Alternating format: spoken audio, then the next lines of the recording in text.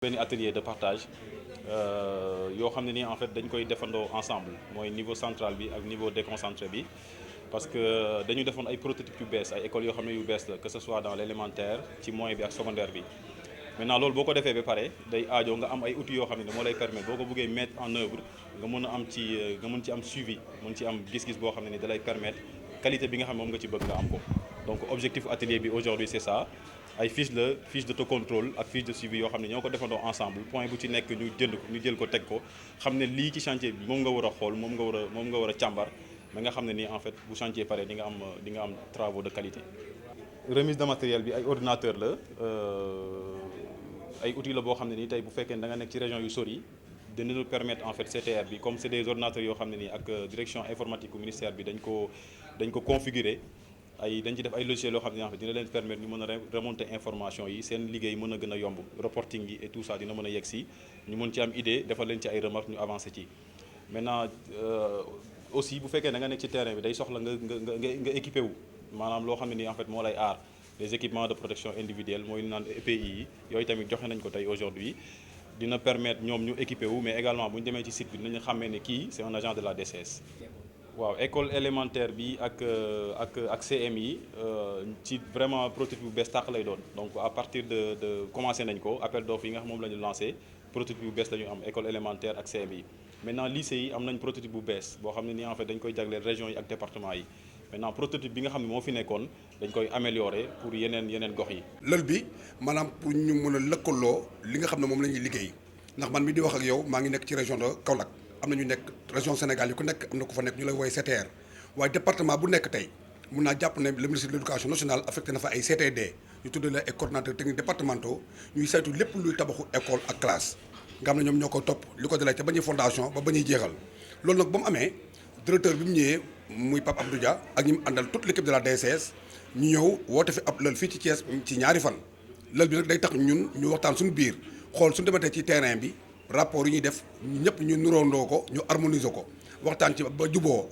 la rek suñu waxtaan ba juboo nag ñu stabiliser des rapports ay PV d'implantation PV de réception ak yeneen yu bëree bëri waaye nag yematuñu foofu dañoo daje pour su fi jógee ñu xool ku ci nekk la nga manqué ci wàllu jumtukaay na xarala yu bees yi sooy liggéey bu mel ni yoroloo xarala yu bees yi doo mën a dem moo tax ñu ëndaale ay ordinateur portable war ko jox CTR rek CTD yi teg ci nag ay EPI yi mooy équipement de protection individuelle ay casque ay casquette ay gilet ay dàll ba chantier boo dugg ñu xam ne xel kii kat maanaam ndaw éducation nationale la moo ñëw ci école sangam ngir xool liggéey bi maanaam cër bi ñu ko war a jox dinañ ko jox waaye fu lay waaye gis xamee leen waaye dina tax aussi seen protection lay doon nga xam ne lépp lu war a mën a gàllankoor du leen dal ndax mën a dugg ci chantier ne ouvrier bi ana sa casque te yow amoo casque dugg ci chantier ne ouvrier bi ana say dàll chaussure de protection te yow amoo ko moo tax tey dañoo ñëw non seulement atelier bi ñu partagé waxtaan ba juboo waaye su fi jógee ku ci nekk sooy dem di ñibbi di nga yóbbaale matériel bi nga xam ne moo la war pour nga mën a def sa liggéey ni mu waree. Alors nous sommes aujourd'hui à Thiès autour d'un atelier de partage et cet atelier fait suite à la conception de nouveaux prototypes. Donc ça veut dire un changement complet de nos infrastructures scolaires au niveau de l'élémentaire, le moyen et le secondaire. Et après donc ces nouveaux prototypes, cet atelier qui regroupe en fait l'ensemble des acteurs de la construction au niveau du ministère de l'Éducation nationale, nous a permis aujourd'hui en fait d'élaborer ensemble des outils pour permettre à nos agents de terrain de pouvoir faire un suivi rapproché, mais également qui nous permettra tout à fait d'avoir en fait des infrastructures de qualité. Oui, vous le savez, hein, donc aujourd'hui en fait nous sommes dans l'ère du numérique quand même. Si un agent de la direction des constructions scolaires qui pilote un chantier qui est jusqu'à Tambacounda,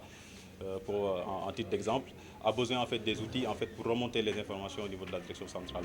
Et cela normalement en fait passe par des outils, notamment des ordinateurs,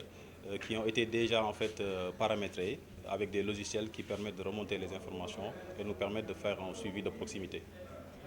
Oui, sur l'école élémentaire et le moyen, c'est tout à fait un remplacement de l'école qu'on avait avant. Donc actuellement, nous sommes vraiment sur une architecture bioclimatique. Maintenant, sur le secondaire,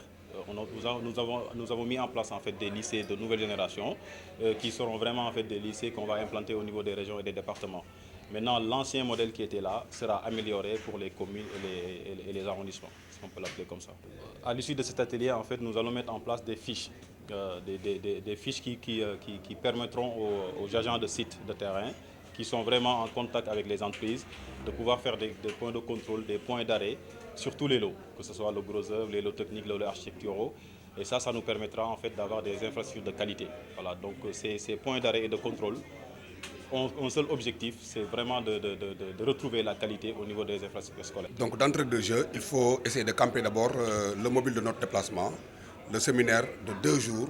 un atelier de formation sur le partage des outils d'abord.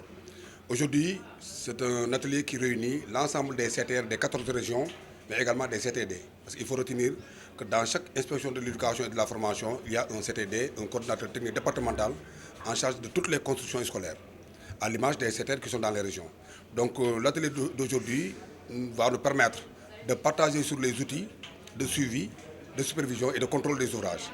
Donc on va harmoniser sur les PV d'implantation, sur les PV, n'est-ce pas, de réception provisoire, etc. Donc vraiment c'est un atelier qui vient à son heure parce que, comme vous le savez, les ressources humaines ont toujours besoin de capacité, de capacitation pour renforcer davantage, leur permettant de s'acquitter correctement, n'est-ce pas, des tâches administratives et professionnelles également. Donc en ce qui concerne les difficultés, parce que vous savez, hein, aujourd'hui c'est les ressources humaines qui ont besoin de renforcement, mais ils ont besoin également de matériel. Heureusement, aujourd'hui, le directeur des constructions scolaires, avec toute son équipe,